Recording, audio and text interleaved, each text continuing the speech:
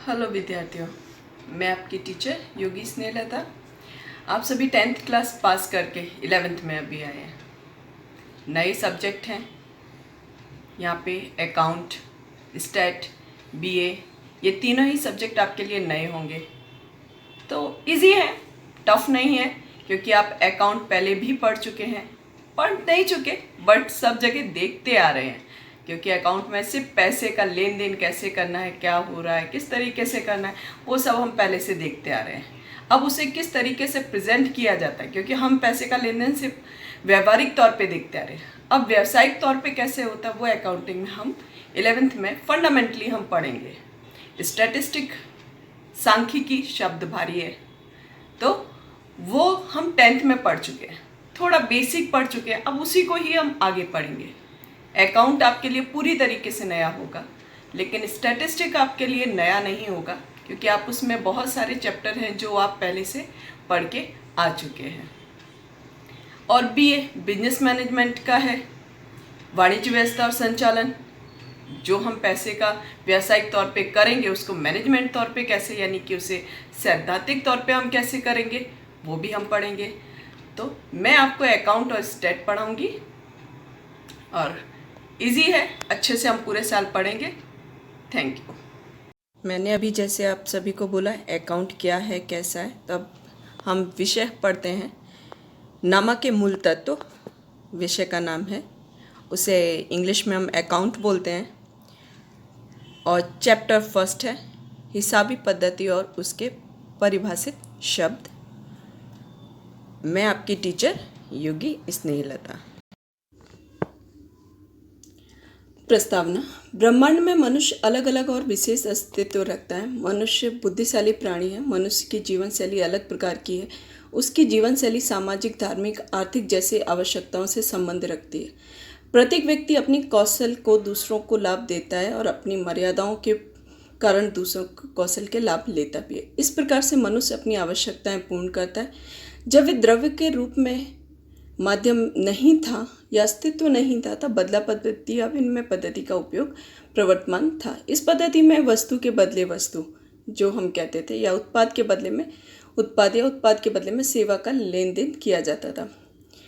बदला पद्धति में व्यावहारिक समस्याएं होती थी। बदला पद्धति की मर्यादाओं में से अदला बदली इस प्रकार माध्यम की आवश्यकता खड़ी हुई कि सर्व स्वीकृत हुई है। प्रवर्तमान समय में द्रव्य के रूप में सिक्का, कागजी चलन, प्लास्टिक का उपयोग, यानी कि क्रेडिट डेबिट के कार्ड्स हम इस्तेमाल करते हैं, कागजी में हम नोट इस्तेमाल करते हैं, द्रव्य व्यवहार के माध्यम के रूप में उपयोग किया जाता है। मौद्रिक अर्थव्यवस्था में रूप में पहचाना जाता है। व्यवहार में उत्पादक बेचकर द्रव्य प्राप्त किया जाता है या खरीदा जाता है। मनुष्य अपनी आवश्यकताओं को पूर्ण करने के लिए वर्तमान समय में द्रव्य का उपयोग करता है। यह द्रव्य सामान्य रूप से सभी पक्षकार स्वीकार करते हैं। इस स्वीकार के गुणधर्म के कारण व्यवहार होते हैं। जब व्यवहार के द्रव्य के माध्यम में आते हैं उसे आर्थिक व्यवहार कहते हैं, यानी कि पैसे से लेन देन का कार्य किया जाता है।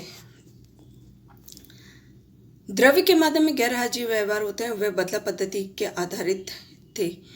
द्रव्य माध्यम में मदद होने वाले व्यापार को द्रव्य व्यापार के रूप में पहचाना जाता है। बदला पद्धति वस्तु विनिमय पद्धति या मौद्रिक अर्थव्यवस्था के हो तो भी हिसाब रखने की आवश्यकता खड़ी होती है। आदिकाल से ही हिसाब रखने की संबंधी व्यवस्था उल्लेखनीय है। सामाजिक और आर्थिक आवश्यकताएं समय जरूरत अनुसार बदलती रहती हैं। कानून, मेडिकल, इंजीनियरिंग, विज्ञान जैसे विषय में हिसाबी पद्धतियों का जन्म समाज के सामाजिक और आर्थिक प्रगतियों की मदद के लिए हुआ है। हिसाब अर्थात सामान्य भाषा में आवक जावक तथा उपज खर्च संबंधी लेखा। हिसाबों को नामा के रूप में भी पहचाना जाता है। हिसाबी पद्धति के पर्याय के रूप में नामा पद्धति का उपयोग किया जाता है। वस्तु के नामा पद्धति के हिसाबी पद्धति का उपयोग किया जाता है। जहाँ नामा पद्धति है उसकी जगह से हिसाबी पद्धति लिखा जाता है। American institute of certified public accountancy द्वारा, यानी AICPA द्वारा निम्नानुसार व्याख्या दी गई है। हिसाबी पद्धति व्यवहारों और घटनाओं जो मौद्रिक लक्षण रखते हैं उन्हें द्रव्य के रूप में लिखने, वर्गीकरण करने तथा निष्कर्ष निकालकर उनको परिणामों का अर्थघटन करने की कला। वापस से, हिसाबी पद्धति व्यवहारों और घटनाओं जो मौद्रिक लक्षण रखते हैं उन्हें द्रव्य के रूप में लिखना, वर्गीकरण करना और निष्कर्ष निकालकर उनके परिणामों का अर्थघटन करने की कला, यानी कि हिसाबी पद्धति। अब हिसाबी पद्धति के लक्षण। वित्तीय लक्षण। हिसाबी पद्धति में वित्तीय लक्षण जिन व्यवहारों या घटनाओं का लेखा किया जाए, उनका द्रव्य में मूल में मापन किया जा सके, उन्हें हम वित्तीय लक्षण के रूप में कहते हैं। यानी कि अगर फॉर एग्जांपल कि हमने एप्पल खरीदा तो एप्पल खरीदने के बदले हमें पैसा तो देना पड़ेगा, उसका मापन तो 200 रुपये, यानी कि उसको चलन में हम नाप सकते हैं। उस तरीके से द्रव्य विनिमय के माध्यम में हिसाबी पद्धति में लिखे जाने वाले व्यवहार या घटनाएं द्रव्य के मापन से अस्तित्व में आती हैं, उनका मापन किया जा सके। या माध्यम, द्रव्य का माध्यम है, क्योंकि जब पैसे का लेन देन होता है तो बहुत सारी व्यवहारिक या आर्थिक हिसाब या घटनाएं या व्यवहार अस्तित्व में आती हैं। हिसाबों का वर्गीकरण और विश्लेषण। हिसाबों का वर्गीकरण 2 तरीके से होता है, यानी कि रोकड़ व्यवहार हो या बिन रोकड़ व्यवहार हो या गैर आर्थिक व्यवहार हो। उन सभी का रोकड़ के व्यवहार यानी कि जहाँ पे पैसे का लेन देन हुआ हो, बिन आर्थिक व्यवहार जहाँ पे पैसे का उस समय ही पैसे का लेन देन नहीं, लेकिन आने वाले भविष्य में पैसे देने का वादा किया हो, उसे हम गैर आर्थिक व्यवहार या उधार व्यवहार करते हैं। और गैर आर्थिक व्यवहार यानी कि वहाँ पे कोई भी पैसे का लेन देन ना हो। रोकड़ व्यवहार, उधार व्यवहार और गैर आर्थिक व्यवहार।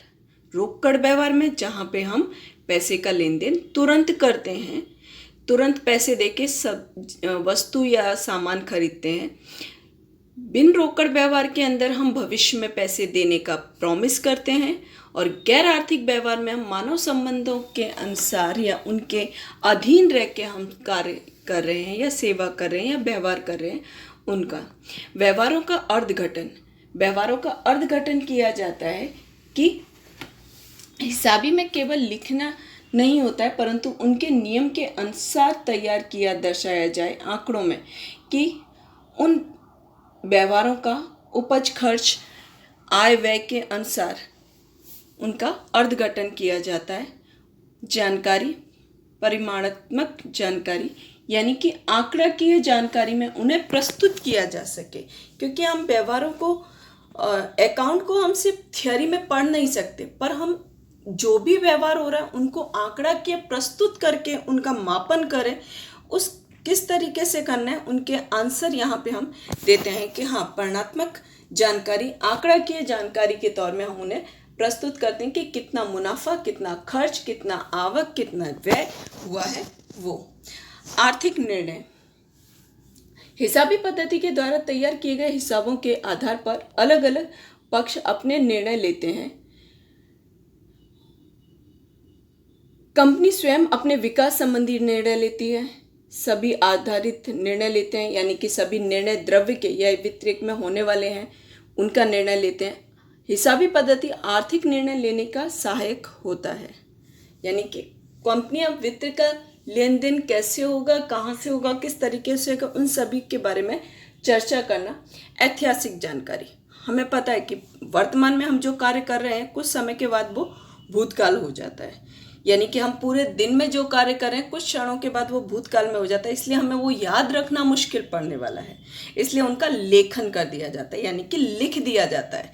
पहले जितने भी व्यवहार होते जा रहे हैं, घटनाएं होती जा रही हैं, या सीधी भाषा में कहा जाए तो पैसे का लेन देन जो भी हुआ हो, उन्हें हम एक डायरी में या नोटबुक में हम उन्हें लिख देते हैं। लिखने के बाद उनका वर्गीकरण किया जाता है, कि वर्गीकरण करने के बाद हमें पता चलता है कि ये उधार व्यवहार है, गैर रोकड़ व्यवहार है या गैर आर्थिक व्यवहार है। वर्गीकरण के बाद उनका विश्लेषण किया जाता है कि हाँ, इनमें से कितना आय है, पैसा आया है, कितना खर्च हुआ है, कितना खर्च होने वाला है, उनका निष्कर्ष निकाला जाता है कि कहाँ से कितना पैसे की आवश्यकता होगी, कहाँ पे हमने अनावश्यक खर्च किया है।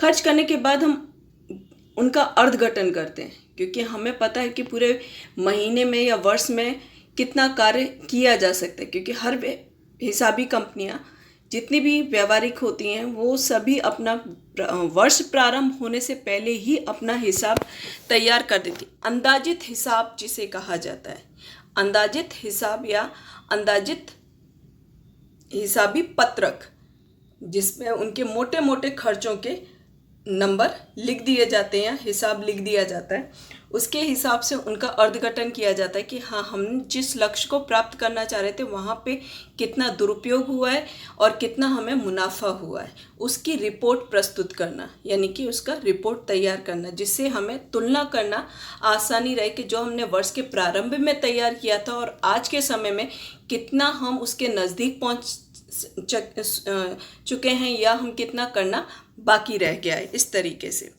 विद्यार्थियों, आज हम यहीं तक पढ़ते हैं, उसके बाद का हम बाद में करेंगे। Thank you.